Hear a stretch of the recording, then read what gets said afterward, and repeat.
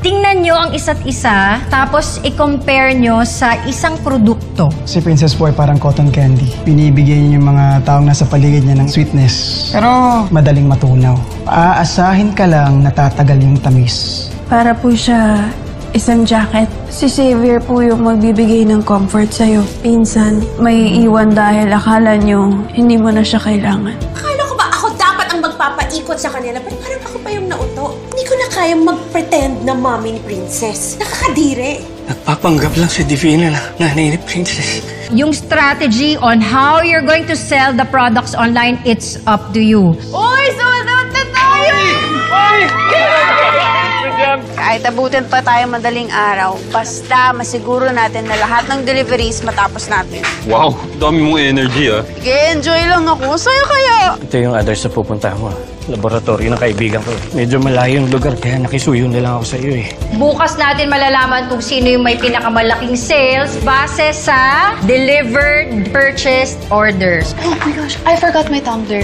Kunin ko na lang muna. Masyado kang pabida, Princess. Try ko kayong putokin niyang yabang at galing-galingan.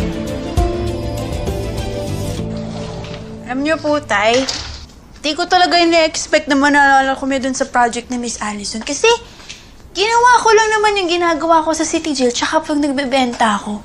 Effective pala. Sa tingin ko po tayo, balang araw magkakaroon din ako ng sariling negosyo. Ano kaya po tayo sa tingin nyo? Tay? Huh? Okay lang po ba kayo? Okay lang, anak. Siguro napagod lang ako nakakahiga dahil wala akong magawa eh. Sa Sabado po tayo, lalabas ko po kayo para hindi po kayo mabagot dito. Kayo ba, anak, lumalabas kayo ng mama mo? Ano bang nagiging banding nyo?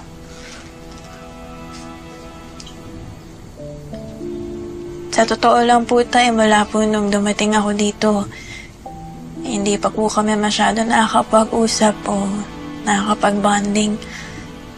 Masyado po kasing busy si mama tapos ako din po sa school. Wala ka bang nararamdaman kakaiba sa kanya? Po? Ano pong ibig niyong sabihin, tay?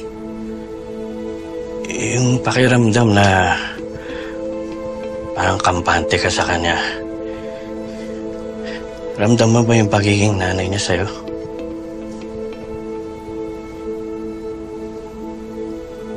Siyempre tay, hindi niyo naman po siguro agad mararamdaman yun.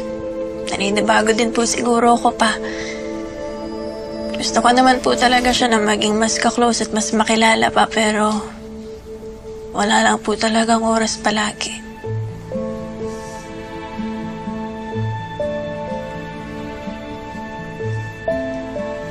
Minsan nga po, tay, naiinggit po ako kay Libby. Parang mas close pa po sila kaysa sa akin. Mas nararamdaman ko pa po yung pag-aalaga at pagmamahal niya kay Libby.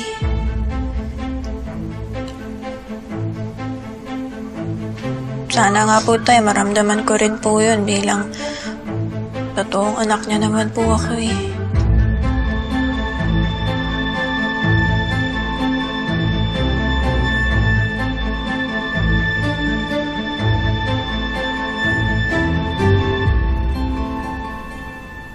So yesterday, my courier collected and delivered all your packed purchased orders. Andito ang grupong may pinakamataas na sales. Excited na ba kayo? Yes! Yes, ako din, excited. And so, the winning group with a total sales of 36,309.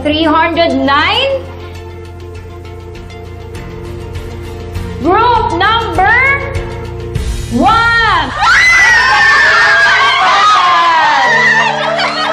Congratulations!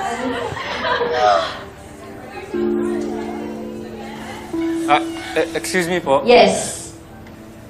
Akala ko po kami po yung nakakuha ng pinakamaraming sales since na sold out po namin yung mga products namin. And as far as we know, napak naman po namin lahat ng mga order sa amin eh. Yes, actually, ang alam ko, sa online selling, kayo talaga yung may pinakamataas na sales. Kaya lang, meron kayong mga orders na hindi nakarating sa consumers. May bulk order na hindi na-deliver. Miss Allison, paano po nangyari yun?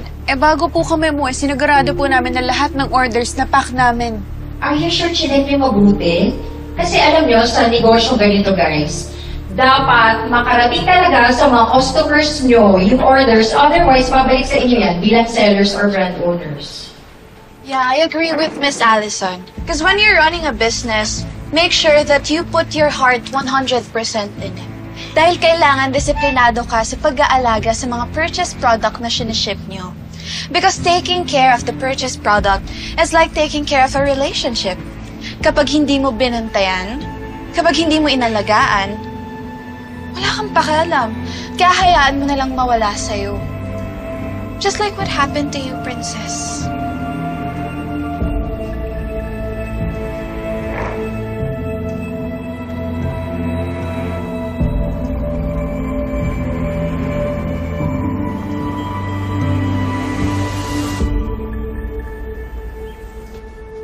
Salamat sa iyo sa pagtulong mo, ha? Wala yun, Sir Pascual. Malaki na yung tulong mo sa akin. Sa mga nahanap kong case, noong nasa city jail pa kayo. Nagawa mo ba yung hinihiling ko sa'yo? Gaya po ng napag-usapan natin, in-expedite ko po yung DNA testing. Ginawa agad ng tauhan ko sa crime lab. Tatanawin ko na isang malaking nautang na loob to sa'yo. Gano'n ba ka-importante sa iyo yan? Yung DNA na yan. Talagang pinamadali mo pa sa akin. Masalalay dito ang buhay ng pinaka-importante tao sa buhay ko, eh. Maraming salamat sa iyo ulit, ha? Sige po, Sir Pascual, mauna na po ako. Salamat.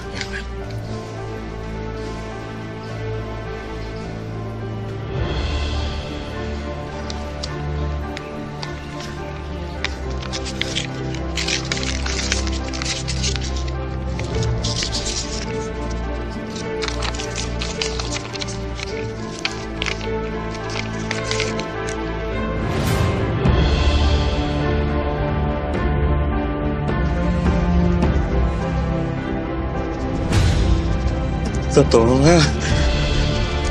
Totoo nga na hindi anak ni Divina si Princess.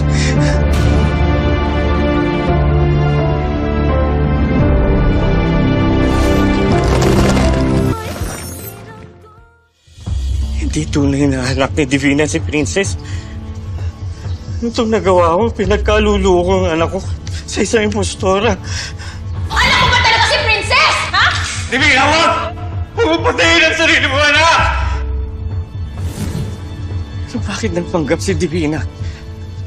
Bakit niya nagawa to? Kailangan malaman to ni Princess.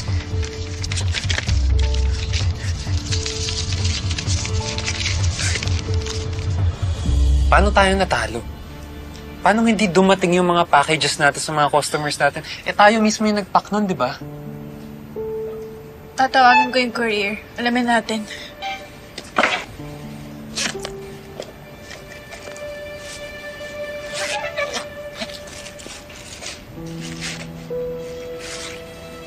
Naiwan ko yata yung phone ko sa backseat. Kahit naman tawagin natin yung courier, kung ano lang talaga yung na-receive din ng packages, yun ang din yung madideliver nila eh. So sinasabi mo ba na baka kulang talaga yung napack natin? Paano naman nangyari yun? Bago tayo umuwi, siniguro natin na lahat ng orders napack natin. Paano kung may kumuha ng mga packages? Baka may nanabutahe.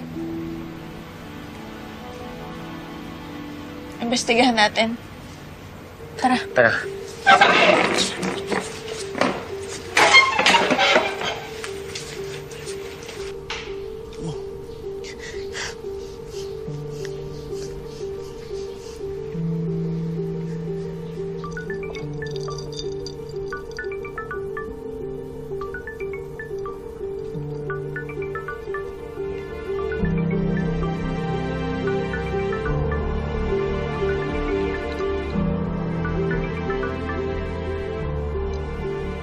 Kaya mo sagutin, anak.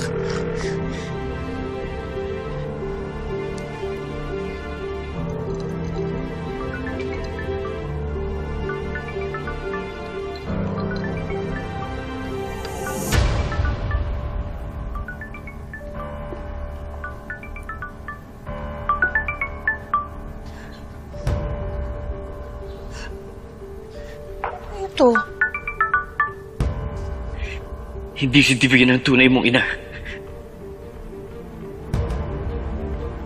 Niloloko ka lang niya. Huwag ka nang babalik doon.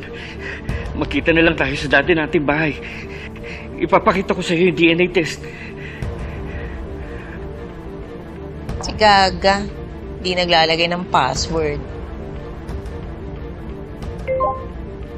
Ito yung pinag-uusapan ng mag-amang tutukol sa amin, Divina.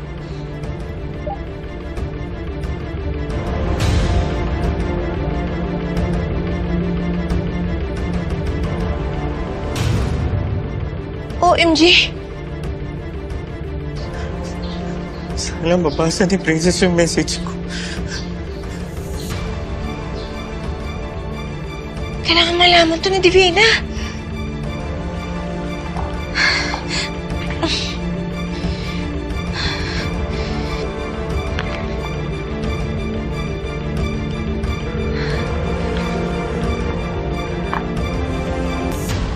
This is it. Magsisimula ng preliminary hearing ng annulment ni Raymond. Ready ka na ba? May iwan muna kita dito. May kakausapin lang sa loob.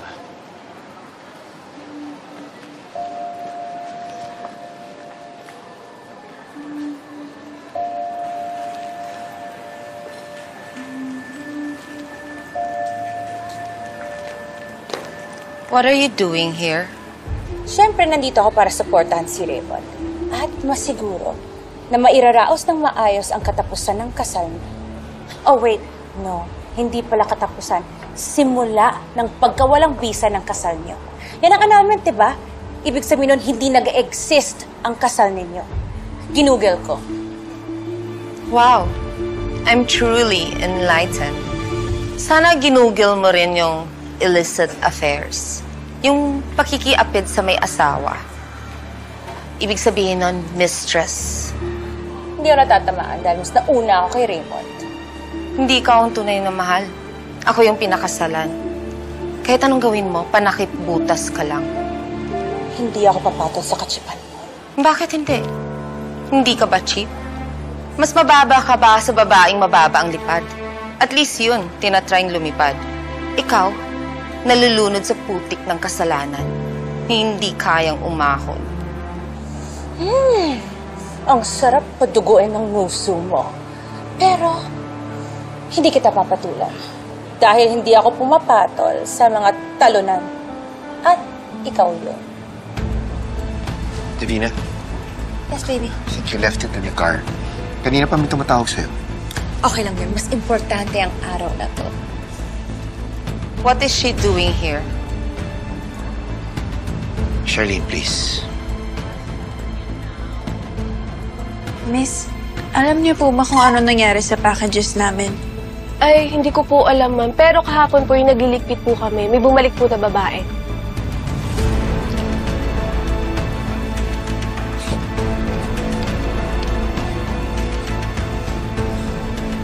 Check natin yung mga basura. Tara.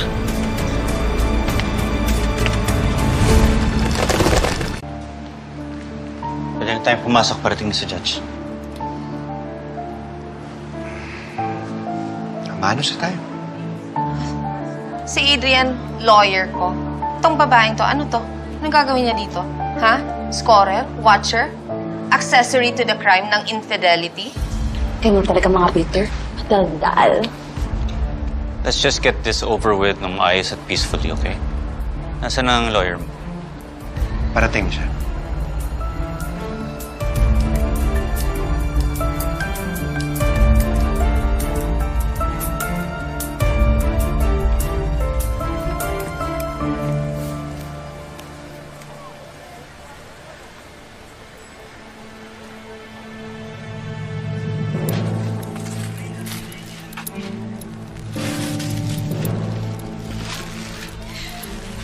Kaya pala hindi dumating sa mga customers natin eh.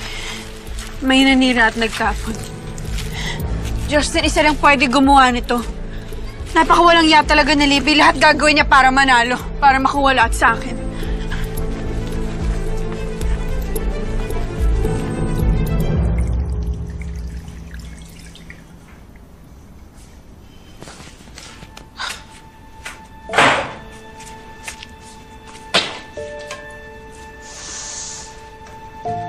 Kahit anong ayos mo, mukha ka pa rin basura. Kabit, mistress, homewrecker. Yan ang tunay na basura na sumisira at nagpapabaho sa society. Ang sinasabi ko, hindi mo na kailangan magpaganda.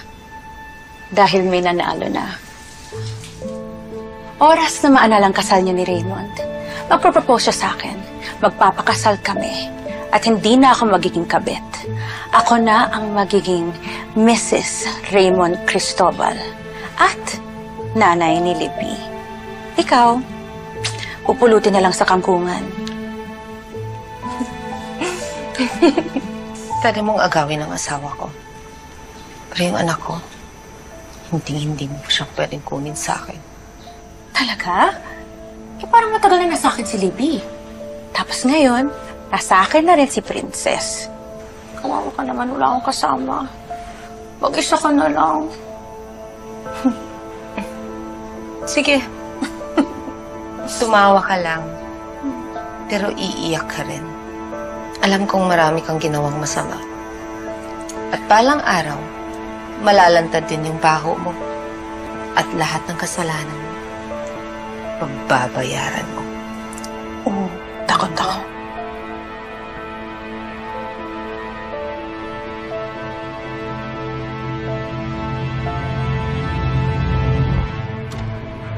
Hindi pa rin nagre-reply si Princess.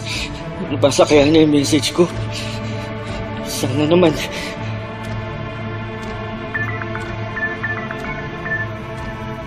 Wala ka bang balak sagutin yan? Gusto mo pa ng isa pang away dito? Kilala mo ako. Wala akong inuurugan. Pero babalik ako, hintayin mo ako.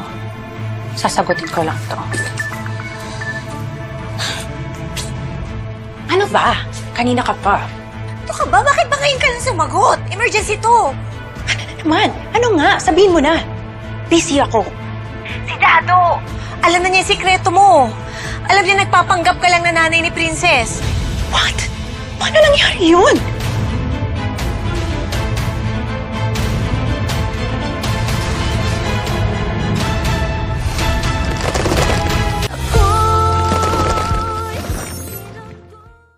Sigurado ka ba? Oo, sigurado. Nakita ko mismo dito. Sa cellphone ni Princess na naiwan niya dito sa bahay mo. Nag-message si Dado. Alam na niya na hindi ko yung tunay na nanay ni Princess. At may DNA result siyang hawak. No way! Teka lang ha.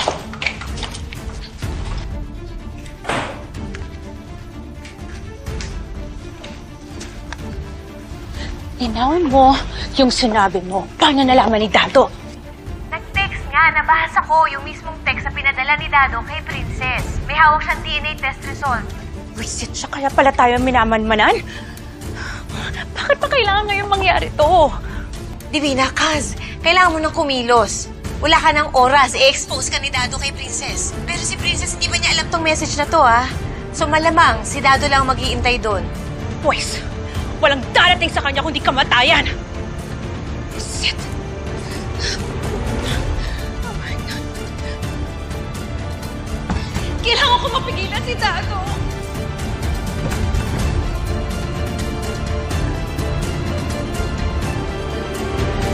Alam mo, wala ka bang bilib sa akin? Pagkasama mo, palagi tayong panalo. Hindi ko na naman sinasabi sa akin. Ano lang alam mo? Libby, pwede ba? Bago ka mag-ayos ng buhok mo, ayusin mo muna yung ugali mo. Hanggang ngayon, hindi ka pa rin nagbabago? Saan ba nanggagaling ang hugot mo, ha? Ikaw ang sumira ng packages namin, kaya hindi nakarating sa mga customer. Kaya hindi kami nanalo sa project ni Miss Alison. So, yun pala yun? Hindi mo pa tanggap yung pagkatalo nyo? Ikaw ang hindi marunong tumanggap ng pagkatalo mo? Lahat gagawin mo, makuha lang yung gusto mo? Libby, hindi pa ba sapat na nasa iyo na si Xavier? Pati yan, dinadamay mo pa sa issue. Unang-una, wala akong alam sa pinagsasabi mo. Kaya wag mo pinagbibintangan at pangalawa, happy na kami ni Xavier sa isa't isa. Una naman siya naging sa akin not until inagaw mo. Tinuloy lang namin yung relationship namin na sinira mo dati. At alam mo, bitter ka eh. Kasi lahat ng gusto mo, nasa akin. Pati pagmamahal ni Mami D, nasa akin na rin. Anak ako ni Mama Divina, kaya hindi mo siya maaagaw sa akin! Tanga, wala kang alam, ilusyonada! Bakit ganyan ka? Nagparaya na nga ako para sa'yo, kasi naaawa ko sa'yo. Pero bakit paulit-ulit kang gumagawa ng kasamaan? Bakit hindi ka nalang maging grateful? Ha? Ha? Ha? Tama na yan! Ano ba sabi mo? Grateful lang ako? Hindi ka matalo ako!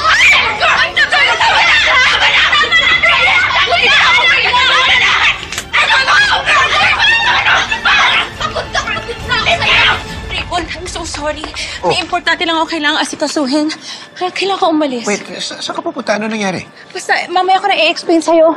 Good luck. I'll call you, ha? Sino kasama ko dito? Sige, sorry.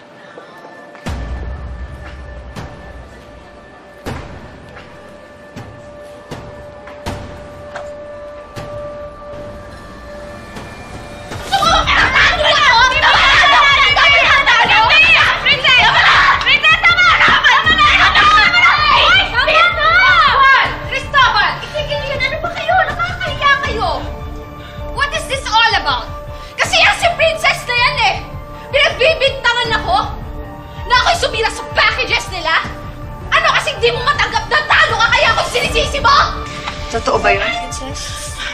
Ma'am, siya po yung dahilan ko bakit hindi nakarating sa customers namin yung orders. Sinira niya at tinapon sa basura! Why do you blame her? Do you have proof to back up your accusation? See?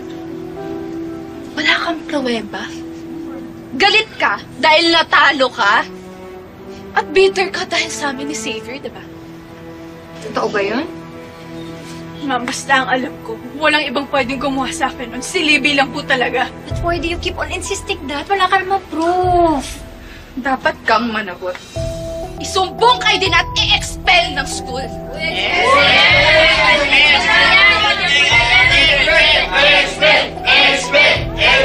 Expelled na yan! Expelled na! Princess, I'm so disappointed in you. Alam mo, akala ko, alinakay lang potential mo. Pero what you did was wrong.